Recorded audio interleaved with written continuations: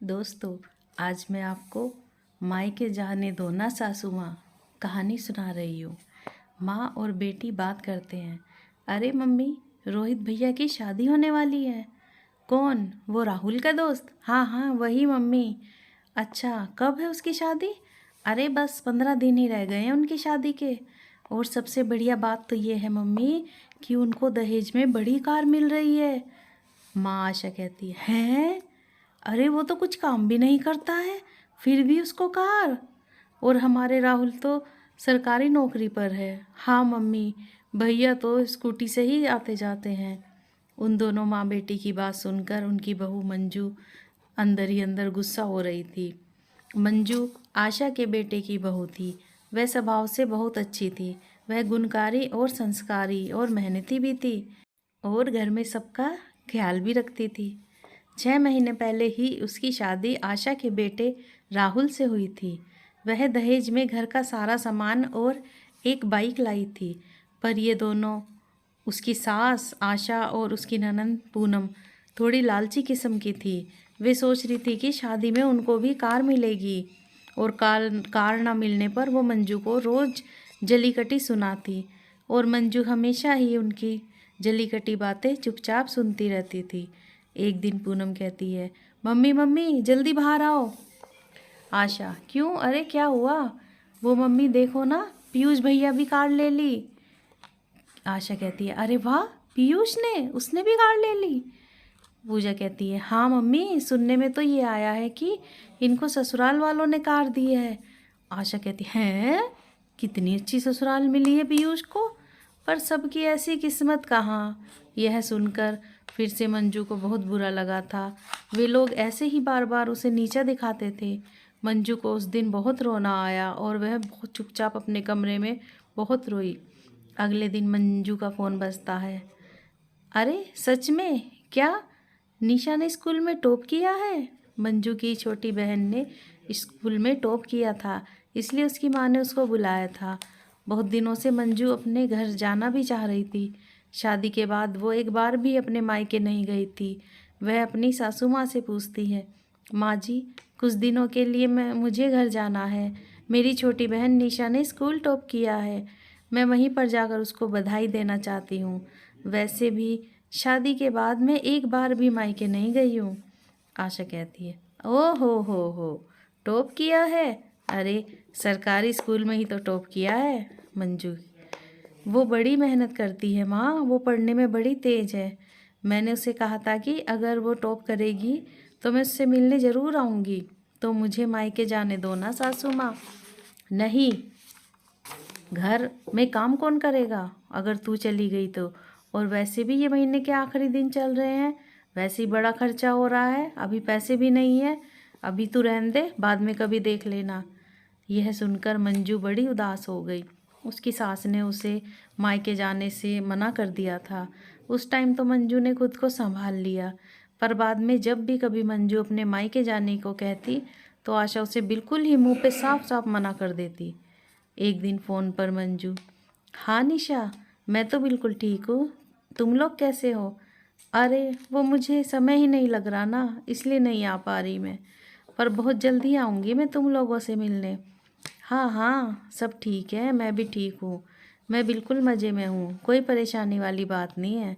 तभी आशा वहाँ पर आ जाती है और मंजू से फ़ोन छीन कर स्पीकर पर डाल देती है। उधर से मंजू की बहन, दीदी हमें सब पता है कि आप झूठ बोल रही हो। ज़रूर आपकी सास आपको यहाँ आने नहीं दे रही होगी, वरना आप इतने दिन हमसे बिना मिले नहीं रह सकती। दीदी सच सच बताओ ना, आपकी सास इससे पहले कि निशा अपनी बात पूरी कर पाती तभी मंजू ने आगे बढ़कर फ़ोन काट दिया।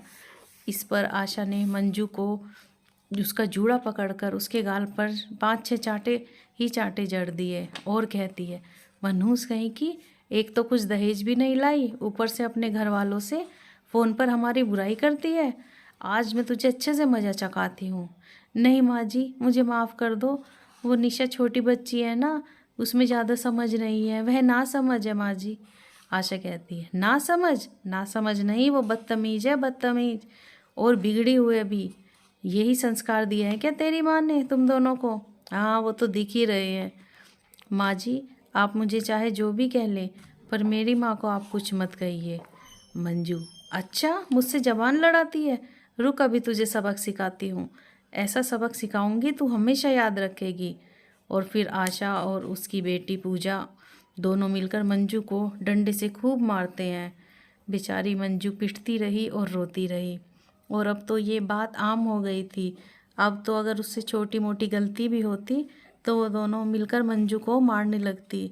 इसी तरह से साल 10 साल निकलते रहे। फिर एक दिन दरवाजे की घंटी बजती है। मंजू की ननंद पूजा ने दरवाज़ा खोला तो देखा कि सामने एक लेडी पुलिस खड़ी है। उसके कंधों पर स्टार जगमगा रहे थे। पूजा, जी मैडम कहिए क्या हुआ है? पुलिस वाली कहती है, मेरा नाम हसीना मलिक है। यहाँ पर कोई मंजू नाम की महिला रहती है? पूजा, हाँ जी, कुछ किया है कि उन्होंने? पुलिस, नहीं मुझे उन्हीं से काम है, आप मुझे अंदर आने दो। पूजा, हाँ आइए मैडम आइए। आशा, कौन है पूजा? अरे कौन आया है? किससे बात कर रही है तू? पूजा कहती है, मम्मी पुलिस आई है। क्या? पुलिस? पर क्यों? जी बताइए मैडम। पुलिस, आप मंजू को बुलाइए पहले। फिर मंजू बाहर आई। उसके हाथ पे और मुंह पे चोट के निशान थे जो उसकी सास और उसकी ननंद ने उसको पीट कर दिए थे। मंजू को देखते ही वो इंस्पेक्टर उसके गले लग गई। मंजू से देखकर बेहद खुश थी। तभी उसकी नज़र मंजू की चोट पर जाती है। अरे दीदी, ये कैसे लगी आपको इतनी सारी चोट? अरे वो मैं बाथरूम में गिर पड़ी थी। निशा, मैं बड़ी खुश हूँ, तूने हमारा सपना पूरा किया है। हाँ दीदी, पापा मम्मी और आप यही चाहते था ना कि मैं पुलिस इंस्पेक्टर बनूँ, तो लो दीदी मैं बन गई इंस्पेक्टर। और आपको घर पर आए कितने साल हो गए, और अब आप मेरे साथ चलेंगी, मैं आपको अपने साथ लेकर ही जाऊंगी। अब तो आपको कोई नहीं रोक सकता, और अगर किसी में हिम्मत हो तो रोक के दिखाए। मंजू की आंखों में खुशी के मारे आंसू आ गए। वो अपनी बहन निशा को देखकर बड़ी खुश थी, पर घर जाने की बात पर फिर वो उदास हो गई। तभी निशा ने आशा की तरफ घूर कर देखकर कहा, अच्छा हुआ जो दीदी आपकी चोट ये बाथरूम में गिरकर लगी है। अगर इस चोट की वजह कुछ और होती ना तो मैं किसी को नहीं छोड़ती। समझ तो गई होंगी आप। आशा, हाँ बेटा, ले जाओ मंजू को। मैं तो कब से बोल रही थी कि कुछ दिन अपने मायके घूम कर आ। अब आप लोग आराम से जाओ, और हाँ जितनी दिन चाहो उतने दिन रहो, आराम से आना। उसके बाद वो मंजू को लेकर अपने मायके चली जाती है। दोस्तों, अगर आपको ये कहानी पसंद आई हो तो like share comment and subscribe ज़रूर करें। Thanks for watching.